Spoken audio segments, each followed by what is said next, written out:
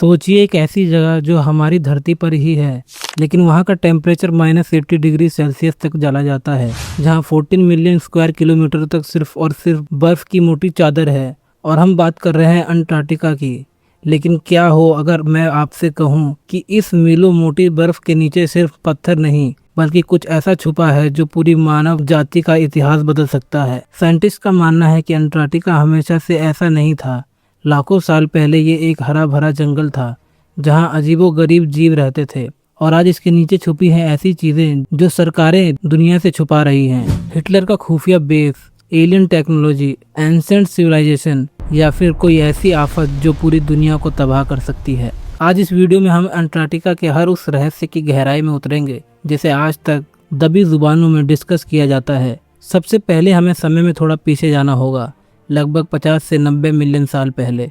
क्रेटिशियस period में Antarctica बिल्कुल वैसा नहीं था जैसा आज दिखता है। हम में से अक्सर लोग सोचते हैं कि अंटार्कटिका हमेशा से ही एक बर्फीला रेगिस्तान था, लेकिन साइंटिस्ट इसकी बिल्कुल उल्टी कहानी बताते हैं। साइंटिस्ट ने अंटार्कटिका के बर्फ के अंदर ऐसे फॉसाइल्स और पेड़ों के अवशेष निकाले हैं जो ये प्रूव करते हैं कि यहाँ कभी पाइन्स और फेर्न्स के घने जंगल हुआ करते थे। यहाँ का मौसम बहुत वार्म और ह्यूमिड था, बिल्कुल वैसे ही जैसे आज के समय में ट्रॉपिकल रेन फॉरेस्ट का होता है। सिर्फ जंगल ही नहीं, यहाँ डायनासोर्स और अलग अलग तरह के प्राचीन स्तनधारी मैमल्स भी रहते थे। फिर अचानक ऐसा क्या हुआ कि ये जन्नत जैसी जगह एक बर्फीले जहन्नम में बदल गई? इसका जवाब छुपा है धरती के टेक्टोनिक प्लेट्स में। मिलियंस ऑफ ईयर्स पहले जब सारे कॉन्टिनेंट्स एक दूसरे से अलग हो रहे थे, तब अंटार्कटिका धरती के सबसे नीचे यानी साउथ पोल की तरफ खिसक गया। इस मूवमेंट की वजह से अंटार्कटिका के चारों तरफ एक बेहद ठंडी समुद्री धारा बन गई, जिसे अंटार्कटिका सरकमपोलर करंट कहते हैं। इस धारा ने दुनिया की बाकी गर्मी को अंटार्कटिका तक पहुँचने से रोक दिया। धीरे धीरे सदियों तक बर्फ गिरती रही और ये हरा भरा कॉन्टिनेंट हमेशा के लिए बर्फ की 4 किलोमीटर मोटी चादर के नीचे दफन हो गया। लेकिन जो चीज़ दफन हुई, क्या वो सच में मर चुकी है या वो सिर्फ सही समय के इंतजार में सो रही है? अब बात करते हैं उस सोच की जो किसी का भी दिमाग हिलाकर रख दे। अंटार्कटिका के ऊपर भले ही हड्डी जमाने वाली ठंड हो और तेज बर्फीले हवाएं चलती हों, लेकिन इसके नीचे लगभग 400 से ज़्यादा झीलें हैं जो लिक्विड रूप में हैं, यानी बर्फ के नीचे पानी का एक पूरा समुद्र बहता है। इनमें से सबसे बड़ी और सबसे रहस्यमयी झील है लेक वोस्टॉक। लेक वोस्टॉक पिछले 15 से 25 मिलियन साल से सूरज की रोशनी से बिल्कुल दूर बर्फ के नीचे बंद है। अब आप सोचेंगे कि जब ऊपर इतनी ठंड है तो बर्फ के इतने नीचे पानी जमता क्यों नहीं?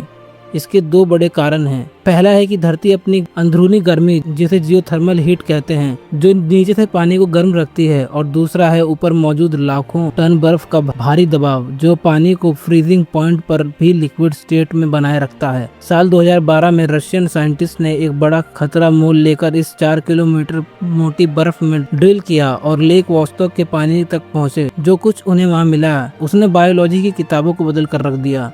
उस अंधेरी और बिना ऑक्सीजन वाली झील में ऐसी बैक्टीरिया और माइक्रो ऑर्गेनिजम्स मिले जो बिल्कुल नए थे। उनका डीएनए इस दुनिया की किसी भी जाने माने जीव से नहीं मिलता था। उन्होंने एक अलग ही इवोल्यूशन का रास्ता चुन लिया था। साइंटिस्ट का मानना है कि अगर लेक वोस्टॉक में ऐसी कंडीशंस में जिंदगी हो सकती है, तो हमारे सोलर सिस्टम के दूसरे ग्रहों पर भी, जैसे जुपिटर, मून, यूरोपा और सैटर्न पर भी, जहां बर्फ के नीचे समुद्र है, और ऐसी ही एलियन लाइफ हो सकती है। अंटार्कटिका असल में हमारी धरती पर एक ऐसी दूसरी दुनिया का दरवाजा बन चुका है। चलिए अब चलते हैं इतिहास के सबसे विश्वासघाती और रहस्यमय पन्नों की तरफ। साल 1938 में हिटलर ने एक बहुत बड़ा जहाज अंटार्कटिका की तरफ भेजा।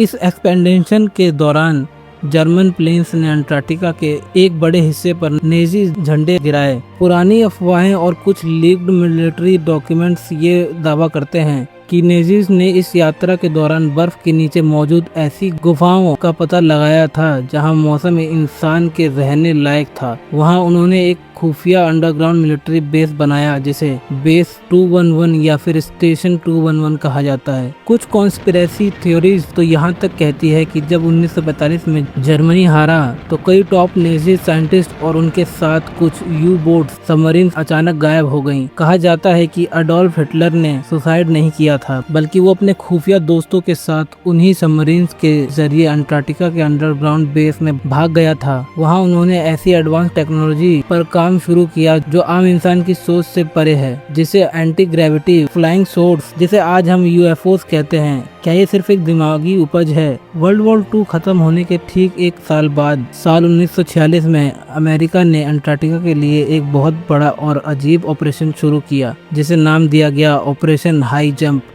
ऑफिशियली अमेरिकन गवर्नमेंट ने कहा कि ये एक रूटीन ट्रेनिंग मिशन है और वो मौसम पर रिसर्च करने जा रहे हैं, लेकिन इस रिसर्च के लिए जो सेना भेजी गई उसने सबको हैरान कर दिया। इस मिशन में 4700 से ज्यादा सैनिक, एक एयरक्राफ्ट कैरियर, 12 बड़े युद्ध पोर्ट, वॉरशिप, सबमरीन और ढेरों फाइटर प्लेन्स शुरू किए गए थे। एक मौसम की रिसर्च के लिए इतनी बड़ी फौज भेजना किसी के गले नहीं उतरा। इस मिशन का लीड कर रहे थे अमेरिका के सबसे महान और अनुभवी एक्सप्लोरर एडमिरल रिचर्ड ई बियर्ड।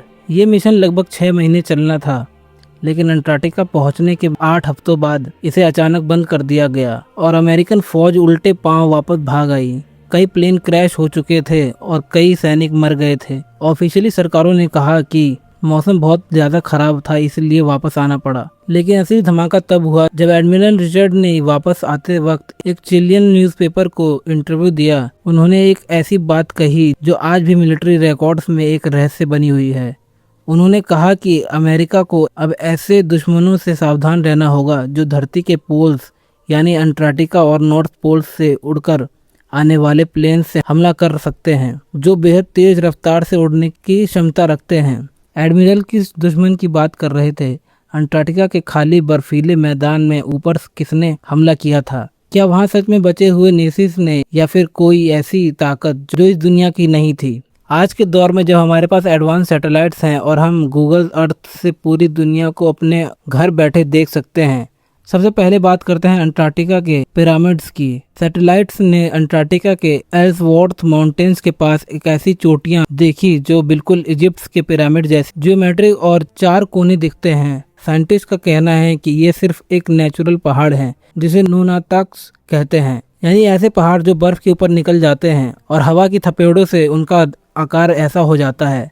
लेकिन देखने वाली बात यह है कि प्राचीन सिविलाइजेशन या फिर एलियंस के बनाए हुए स्ट्रक्चर मानते हैं जो बर्फ जमने से पहले वहां रहते थे। लेकिन देखने वाले इसे किसी प्राचीन सिविलाइजेशन या फिर एलियंस का बनाया हुआ स्ट्रक्चर मानते हैं जो बर्फ जमने से पहले वहां रहते थे। इसके बाद आता है विल्क लैंड ग्रेविटी। अंटार्कटिका के विल्क लैंड इलाके में बर्फ के नीचे लगभग 1 किलोमीटर की गहराई में एक बेहद भारी और विशालकाय ऑब्जेक्ट दबा हुआ है जो लगभग 240 किलोमीटर के इलाके में फैला है। इसी वजह से वहां की ग्रेविटी में बदलाव देखने को मिलता है। कुछ साइंटिस्ट का कहना है कि कोई बहुत बड़ा एस्टेरॉयड इम्पैक्ट क्रेटर है जो लाखों साल पहले गिरा था, जबकि दूसरी तरफ लोग इसे एक क्रैश्ड एलियन मदरशिप मानते हैं जो बर्फ के नीचे दबी हुई है। और इसी बर्फ के नीचे एक जगह ऐसी भी है जहां से बेहद खौफनाक नज़ारे दिखते हैं, the Blood Falls. Taylor Glacier से निकलता हुआ एक झरना जो बिल्कुल खून की तरह लाल है। शुरुआत में लोग इसे देखकर डर गए थे, लेकिन बाद में साइंस ने इसका